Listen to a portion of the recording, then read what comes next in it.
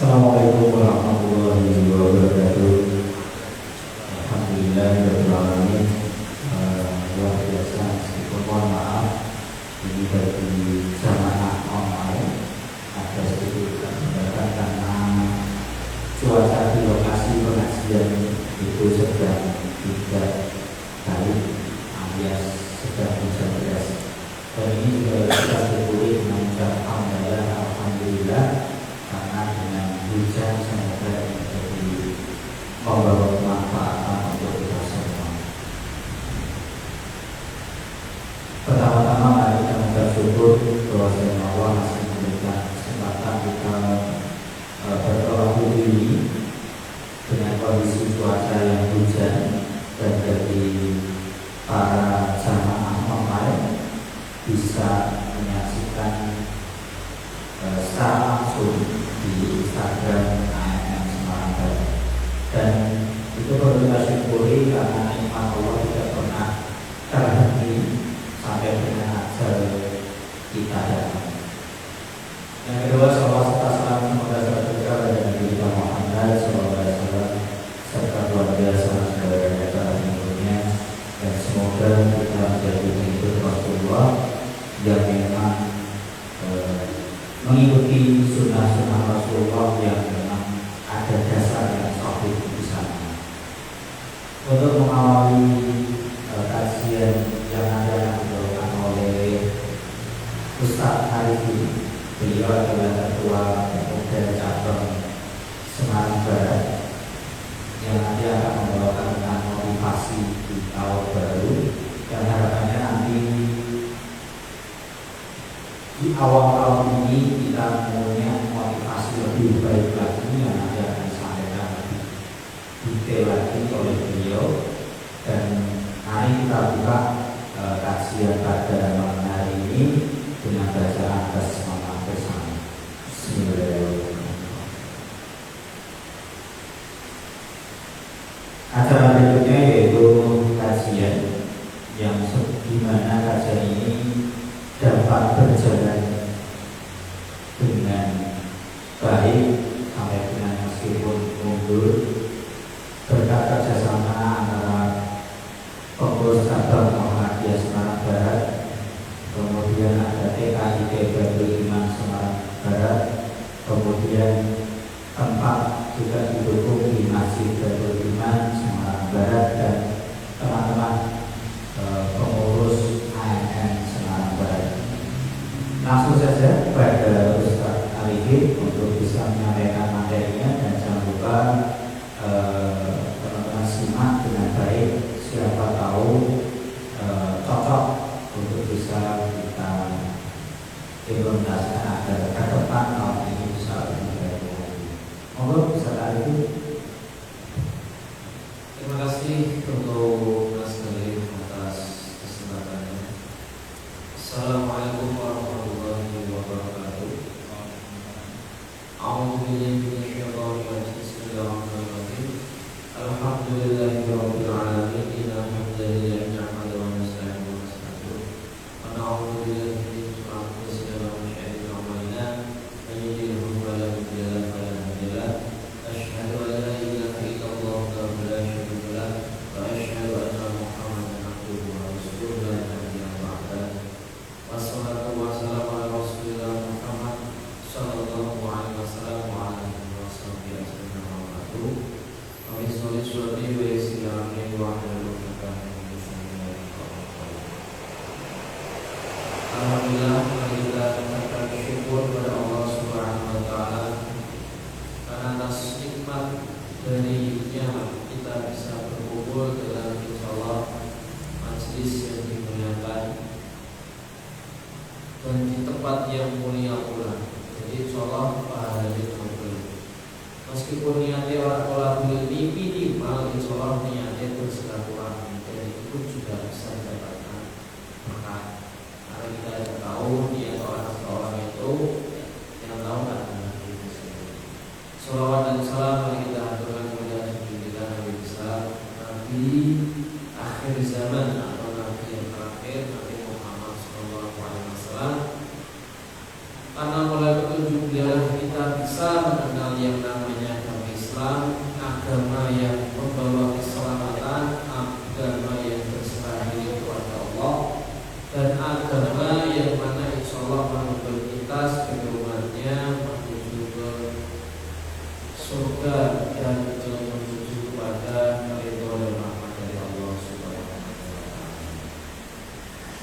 Pada malam ini izinkanlah kami menyampaikan materi terkait motivasi sukses yang telah dicontohkan oleh orang-orang sukses yang terdahulu maupun yang sekarang.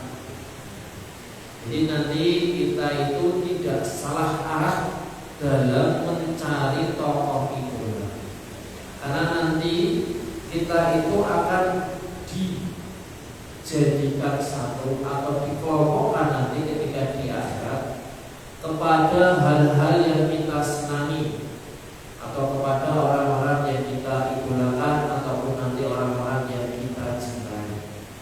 Nah, kalau kita mencintai para istilahnya itu yang anak sekarang itu K-pop maupun berapa atau apa-apanya, ya nanti di akhirat kita akan dikumpulkan sama mereka. Bahkan alhamdulillah kita ada seorang, ya ini maksudnya sudah cukup lama, tapi ini bisa dijadikan kita pembelajaran untuk kita hari ini maupun untuk ke depan, untuk diri kita, lingkungan kita maupun keluarga kita. Bahkan ada seorang artis itu bahkan dirinya berani mengeluarkan statement di media sosial yang dia miliki, dia lebih baik nanti bisa dimasukkan ke dalam neraka, sehingga nanti di sana bisa berkumpul dengan artis-artis top dunia. Nanti di neraka bisa melakukan party. Ini party yang kita maksud itu party pesta, bukan party yang sedang juara di sana. Karena apa? Saya tidak tahu latar belakang orang tersebut dan saya tidak tahu apa motivasinya sehingga dia berani mengatakan hal tersebut. Karena yang jelas manusia itu belum bisa menggambarkan neraka secara utuh. Nah, Allah memang sudah memberitakan atau mengabarkan neraka-neraka, nama-namanya dan hukumannya itu di dalam Al-Quran. Bahkan surga-surga juga sudah digambarkan. Tapi otak manusia itu belum sampai menggambarkan keadaan surga yang sesungguhnya maupun menggambarkan neraka yang sesungguhnya. Karena neraka itu yang paling panas kalau katanya itu hanya sedikit saja menempel pada tubuh kita, itu bisa mengeringkan isi atau bisa mengeringkan otak kita. Padahal kalau di bumi ini panas itu, panas api yang paling panas itu hanya bisa melukai bagian tubuh yang terkena saja. Sedangkan di neraka panas api yang paling ringan, misalnya itu seperti sandal yang dipakai, itu bisa memberikan isi cairan yang ada di dalam otak. Karena sungguh luar biasa panasnya. Dan kalau pengen jajal di neraka mengadakan party ya, atau mengadakan pesta, nanti minumnya itu berasal dari nanah maupun logam-logam yang dilelehkan nanti dibuat party di sana. Buat rasanya kayak rokok. Mobil baju panas geledek-geledek baik, rasanya mulut sudah mati rasa, apalagi itu bahan-bahan material besi atau material yang mengandung logam dilelehkan kemudian disuruh minum. Na'udzubillah dari. Nah, maka dari itu kita harus mengambil contoh atau motivasi kepada orang-orang yang sesuai dengan akidah kita, karena itu penting. Karena sebenarnya orang-orang yang berakidah sesuai dengan ajaran Islam itu banyak sebenarnya yang sukses. Contoh ada kalau yang terdahulu ada itu Jenderal Sudirman yang menurut biografinya beliau tidak pernah meninggalkan wudunya. Berarti luar biasa. Meskipun dalam keadaan perang, biografinya ada yang menjelaskan bahwasanya beliau tetap menjalankan sholat dalam keadaan perang beliau, sehingga yaitu kisahnya hampir sama dengan Khalid bin Walid ya. Kisah Jenderal Sudirman itu hampir sama dengan kisahnya Khalid bin Walid.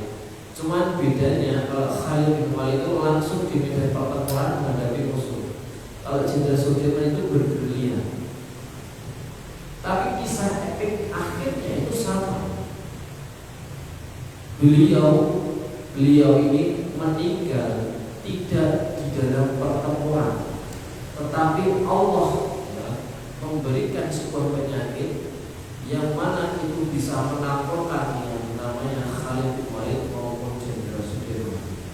Tapi manusia sulit untuk mengalahkan keduanya. Belanda yang senjatanya istimewa pun di zamannya tidak bisa mengalahkan strateginya Jenderal Sudirman.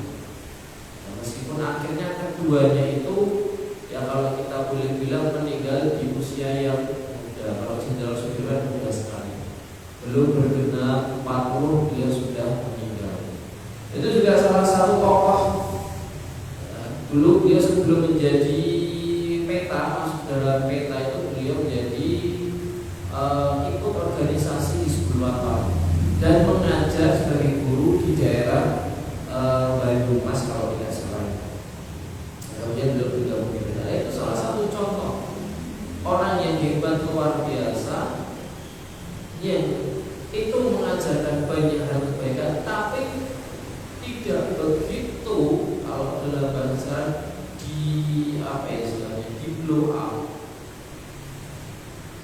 Contoh ada Ibnu Sina, orang makan yang baca Ibnu Sina. Ibnu Sina itu adalah salah satu tokoh filsafat, juga seorang dokter. Bahkan bukunya itu digunakan oleh para kedokteran Barat itu kurang lebih selama 200 tahun dijadikan sebagai bahan rujukan. 200 tahun kita lahir mati kurang lebih 2 sampai 3 kali. 200 tahun digunakan oleh orang-orang Barat dijadikan sebagai rujukan. Kemudian ada Al-Khawaris. Itu yang penemu algoritma itu sampai Al-Jabar. Al-Khawaris sih orang lain berpisah ya. Al-Khawaris itu yang memerangi Ali bin Abi Thalib maupun yang memerangi Abu Sufyan itu. Al-Jabar ini juga merupakan salah satu tokoh Islam yang luar biasa, bisa menemukan yang namanya angka 0. Angka 0 itu ditemukan. Coba kalau angka 0 itu ditemukan Al-Jabar, kita masih memakai huruf-huruf Romawi, padahal huruf Romawi ada angka 0-nya tidak ada. Juga menemukan rumus logaritma itu aljabar itu. Kalau dipelajari sebenarnya aljabar itu apa fungsinya? Tidak ada fungsinya kalau dilihat secara gamblang apa itu tidak ada fungsinya aljabar. Tetapi ya coba seperti misal Mas Hafiz ya, Mas Hafiz Mas aljabar itu oleh ya Mas Hafiz, aljabar itu sebenarnya ada fungsinya enggak dalam pembangunan suatu perancangan suatu gedung? Pasti ada. Yang dulu ya kalau memang aljabar ke dibelonjori pasar ya orang kampung nih ya, yang pasar itu kalau 100.000 belonjori 20.000 ya selesai 20.000 aljabar dan fungsi di situ. Tapi secara dalam soal aljabar juga sebenarnya berfungsi, fungsinya membangun pasar. Bagaimana pasar ini tingkat 10 orang belum? Itu juga ada. Nah, dari itu kita sebagai umat Islam, khususnya generasi muda itu kan pasti semangatnya membanggakan. Apalagi kalau melihat sosok tokoh yang kok kelihatannya pinter, cerdas, mungkin ganteng maupun ayu, lah kita masuk dulu lagi. Tapi kita pilih-pilih dulu, kita lihat latar belakangnya bagaimana. Jangan kita asal ambil pilih. Karena kalau kita terlalu salah dalam mengambil contoh, ya kita akan meniru orang tersebut. Ya kalau kita baik, kalau kita punya contoh ya, di dalam agama Islam ini yang kita bicara itu melarang orang bertato maupun mentato. Maksudnya orang tukang tato maupun yang ditato itu di dalam Islam dilarang. Sedangkan kalau kita lihat ini banyak sekali podcast orang-orang terkenal, itu tato ya rajanya atau batikannya dari tangan sampai bahu sampai tangan pergelangan tangan, kadang sampai ada yang sampai muka-muka itu. Nah itu generasi muda anak ya, kalau ini generasi milenial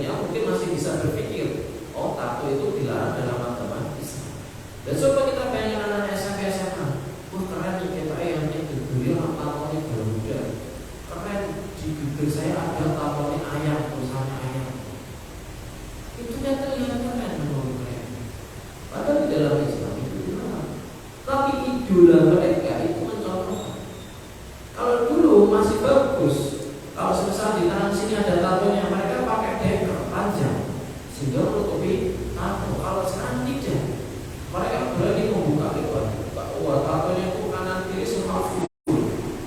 Kadang ada yang pakai peliko, pakai baju, tatonya full. Tidak laki-laki, tidak perempuan. Karena dari itu kita sebagai generasi muda penerus, kalau semisal kita punya adik-adik, keponakan, kita beri nasihat. Ya meskipun sulit, anak-anak SMP, SMA itu kalau diberi nasihat dia paling yang menang, tapi tidak didengarkan. Mereka diam, tapi tidak didengarkan. Tapi terus diberi nasihat yang baik. Ya percayalah, insya Allah kalau kita sering memberikan nasihat kepada mereka, insya Allah Allah akan memberikan hidayah kepada mereka suatu saat nanti. Lah motivasi sendiri, ini karena saya sedikit belajar terkait psikologi barat, dan motivasi itu ini adalah kondisi internal yang membangkitkan seseorang untuk bertindak, mendorong seseorang untuk mencapai tujuan tertentu, dan membuat individu tersebut tetap tertarik dalam kegiatan tersebut. Nah, contoh dalam kajian ini, mungkin ada yang motivasinya ini tolak beli kok adalah materi utama yang bisa datang karena tiba-tiba. Wah, harus ganti motivasi. Ada yang motivasi di sini karena pakai wow. Atau ada motivasi ke sini, wah minimal orang itu minimal bersilaturahmi. Nah, karena bersilaturahmi itu juga bagus untuk umat Islam itu bagus. Selain kita bisa menambah usia dan rezeki, kita juga bisa menambah ilmu pengetahuan. Minimal kita bisa sharing. Contoh Mas Agus, nanti bisa sharing dengan Mas Kelly. Sharingnya terkait apa? Bisa terkait atau dengan Mas Akmal, nanti bagaimana pengalamannya Mas kemarin naik gunung? Gunung mana Mas kemarin? Kemarin Andong. Oh Andong di Boyolali itu?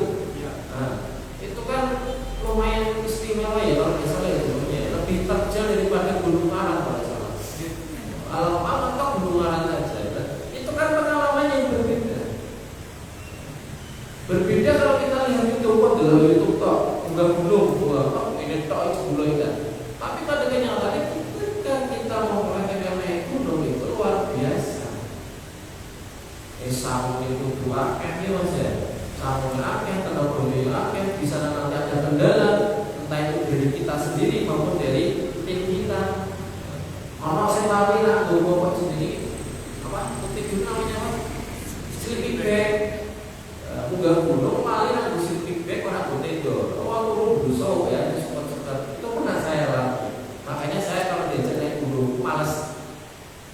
Karena yang mengajak naik gunung itu tidak memberikan informasi yang lengkap naik gunung nanti itu keadaannya seperti apa. Nah, pemenang bertekad makat, bawa gebes, pakai sepatu, bawa tas, kalau satu duit cukup. Pikirin ini gunung atau betul gorengan. Nah, dan tengah-tengah masih ada tekan gunung orang dodol.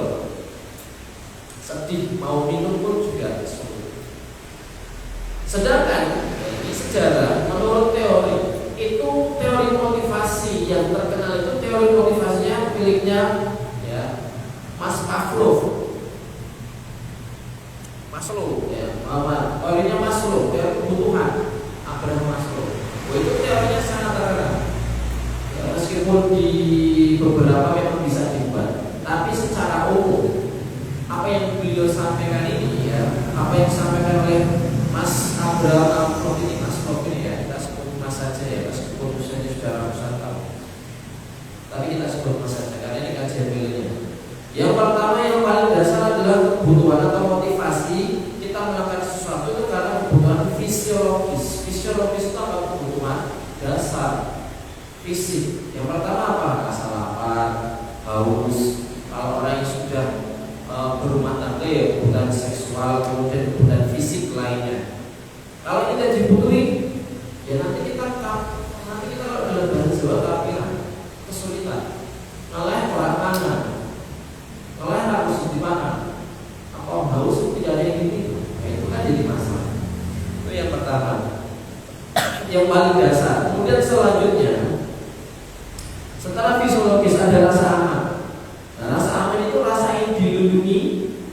dari bahaya fisik maupun emosional. Ini yang kedua itu selain fisiologis kemudian rasa aman. Ini dasar sekali yang manusia butuhkan. Contoh, ketika kita tidur, mohon maaf ya teman-teman saudara-saudara kita yang ada di gedung, itu sedang terkena musibah banjir, dan alhamdulillah beberapa teman-teman ormas selain Muhammadiyah dan teman-teman ormas yang lain itu langsung bergerak juga di sana. Itu apalagi yang mohon maaf di daerah Semarang Utara pinggiran laut, itu kalau setiap hujan apalagi deras, mereka kalau itu tidak bisa nyenyak, tidak bisa merasa aman. Karena apa? Khawatir ketika dia tidur lelah, kok sampai masuk pada tidur yang dalam di gerakannya tadi, nanti dia akan kemauan tengah laut, kasur kegowo. Nah itu ada banjir besar. Ya sampai sekarang katanya belum surut itu yang di daerah Unisula kalau tidak salah. Unisula kalau mas Semarang Sayung sudah surut belum? Katanya belum ya. Ya itu belum. Nah, maka dari itu rasa aman ini selain fisiologis, fisik, rasa aman itu juga dibutuhkan oleh manusia. Kemudian kebutuhan yang ketiga itu adalah sosial. Sosial itu adalah rasa kasih sayang, kepemilikan, penerimaan dan bersahabat. Sosial itu intinya kita bersosialisasi, kita melakukan hubungan dengan orang lain, berkomunikasi dengan orang lain, berkontak fisik, berkontak sosial dengan orang lain, sehingga kita tidak merasa kesepian. Bahkan mohon maaf, binatang pun dia itu meskipun teritorial, dia juga berkomunikasi dengan sejenisnya. Contoh katakanlah harimau, mereka yang meskipun teritorial, tapi tetap saja mereka membutuhkan betina untuk berreproduksi. Ada komunikasi. Apalagi manusia yang katanya selain sebagai makhluk individu, dia juga makhluk sosial. Yang mana manusia itu tidak bisa hidup tanpa bantuan manusia atau makhluk lainnya. Tadi saya melihat di salah satu tayangan televisi ya, manusia yang dirawat serigala.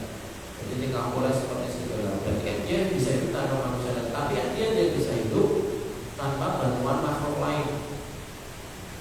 Misal kita lahir ke dunia, ya minimal kan kita dibantu sama bidan. Buku sirai ditarik, buku sikil ditarik ya.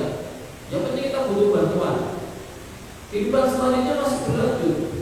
Sarapan tadi pagi, kita tidak mungkin menanam padi sendiri. Setelah menanam kita menuai sendiri, pupuk sendiri, panen sendiri, giling sendiri, masak. Kadang-kadang masak harus dimasak istri ya mas ya. Sama mas ya.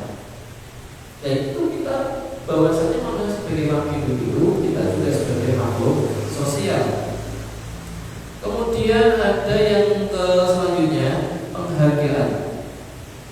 Setelah kebutuhan kita fisiologis terpenuhi, rasa aman terpenuhi, sosial terpenuhi, selanjutnya adalah penghargaan. Nah, satu penghargaan ini adalah bisa bersifat internal maupun bisa eksternal. Nah, internal tadi kita ingin misalnya meraih uang. Misal eksternal plus internal. Nah, ini sering-sering orang salah mengartikan motivasi negatif. Karena sering diejek, kamu miskin, kamu dan sebagainya. Akhirnya dia balas dendam. Bagaimana cara balas dendamnya? Dia bekerja keras untuk mencapai suatu titik di mana dia bisa disebut sebagai orang kaya. Kalau hanya sampai situ tidak masalah. Tapi kemudian kalau terbesit rasa ingin balas dendam, membalas kepada orang-orang yang berbuat kurang baik kepada dia berbagai, itu jadi masalah. Itu motivasi yang keliru. Nah, jadi motivasi yang berbeda bagaimana ya? Motivasi yang positif. Kalau orang yang punya cerita, ya sudah. Makanya kita seperti itu. Nah, terus motivasi yang kita gunakan adalah motivasi yang positif. Agar nanti ketika kita sukses tidak merendahkan orang lain. Jadi orang kalau motivasi negatif, kok tidak mau sisa terus. Ketika yang orang kaya menjadi sukses, pasti dia merendahkan orang lain. Minimal orang yang menghina dia ketika dia waktu masih belum sukses. Ya sudah, kalau kita bilang ya sudah, memang ini keadaan kita berdoa kepada Allah. Doa itu cukup sama. Karena di sini kan ya masakannya doa cukup sama. Maksud doa ini, ya Allah, semoga dia menjadi Kalau dia bukan jodoh saya, jodohkan lagi jodoh saya. Kalau dia dengan berjodoh dengan orang lain, pisahkan dan jodohkan dengan saya. Itu kan masalah. Itu namanya memaksa. Sama halnya dengan motivasi. Motivasi itu kita harus mengambil motivasi yang positif. Jangan mengambil motivasi yang negatif. Kemudian setelah penghargaan kita sudah memperoleh, kemudian aktualisasi diri. Untuk apa aktualisasi diri ini? Agar kita diakui di lingkungan kita, akui di komunitas kita, atau kita diakui dalam keluarga kita. Itu aktualisasi. Jadi itu 6 kebutuhan dasar manusia yang itu dicetuskan oleh Mas Abraham Maslow. Ini terkenal sekali. Fisiologis, rasa aman, kemudian sosial. Setelah sosial kemudian ada penghargaan dan terakhir aktualisasi diri. Ini juga dibutuhkan.